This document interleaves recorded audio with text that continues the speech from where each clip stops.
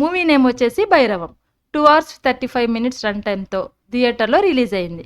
ఇంకా మూవీ ఎలా అనిపించిందంటే ఐ లవ్ ఇట్. నచ్చింది. ఫ్యామిలీతో చూడొచ్చా అంటే డెఫినెట్‌లీ చూడొచ్చు.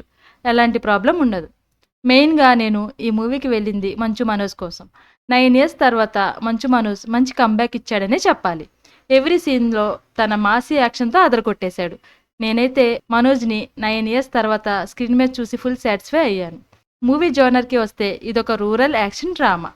ఇంకా స్టోరీ లైన్‌కి వస్తే దేవీపురం అనే ఊరిలో వరద మరియు గజపతి అనే ఇద్దరు ప్రాణ స్నేహితులు ఉంటారు.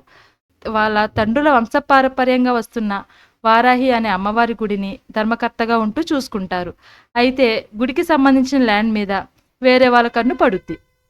అయితే ఇందులో సీను ఎవరు? ముగ్గురు హీరోస్ మధ్య వచ్చిన కాన్ఫ్లిక్ట్స్ ఏంటి? కురుక్షేత్రంకి దీనికి లింక్ ఏంటి? చివరికి ఎలా డీల్ చేశారు అనేదే మూవీలోనే చూడాలి. ఇంకా ఫస్ట్ హాఫ్ విషయానికొస్తే ఎక్కడా బోర్ కొట్టకుండా తీసుకెళ్లారు డైరెక్టర్. బట్ ఎక్సలెంట్ అని చెప్పలేను. అక్కడక్కడ వెన్నెల కిషోర్ అండ్ బెల్లంకొండ శ్రీనివాస్ కామెడీ బాగానే వర్కౌట్ అయింది. ఇంటర్వెల్ కూడా మంచి సస్పెన్స్‌తో బాగానే డిజైన్ చేశారు అనిపించింది. సెకండ్ హాఫ్ కూడా ఎక్కడ టెంపో తగ్గకుండా చూసుకున్నారు. మంచి యాక్షన్ సీన్స్‌తో, ప్రీ క్లైమాక్స్ ట్విస్ట్‌తో, ఎక్సలెంట్ పే ఆఫ్‌తో మూవీ ఎండ్ చేశారు.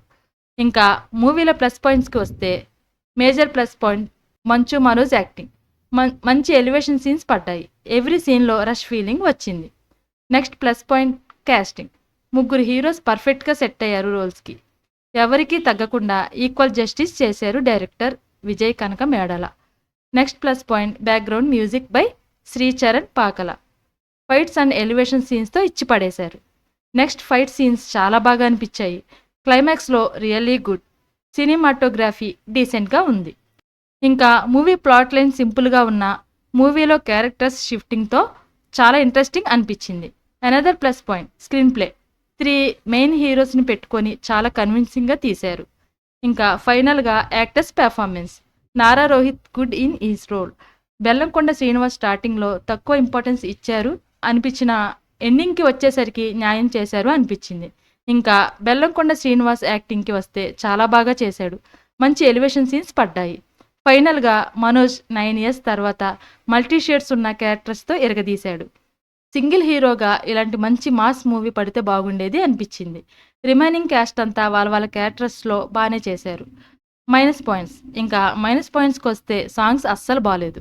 ఇంకా కొంచెం బెటర్ ఉంటే బాగుండేది అనిపించింది. అనదర్ మైనస్ పాయింట్ సెకండ్ హాఫ్లో ఒక 10 మినిట్స్ స్లోగా అనిపించింది. ఇంకా అంతకుమించి ఏమీ లేవు. ఈ వీకెండ్కి ఫ్యామిలీతో కలిసి హ్యాపీగా చూడొచ్చు.